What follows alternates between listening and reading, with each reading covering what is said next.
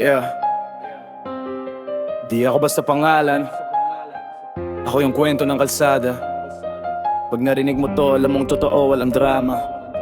Ako si Kian, anak ng alo na talikabok. Lumaki sa sigaw ng tambutot, usok ng tambak. Bawat galaw ko may dahilan, bawat sugat may aral. Pag binato ng mundo, ako pa rin ang bumangon. Matatag, walang shortcut, puro lakad. Walang takas, pinumpay ng gutom ng ulan at ng pangarap. Kaya pag bumitaw ako, bigat ng daan ang dala. Di mo to matutunan kasi dugo ko ang puhunan.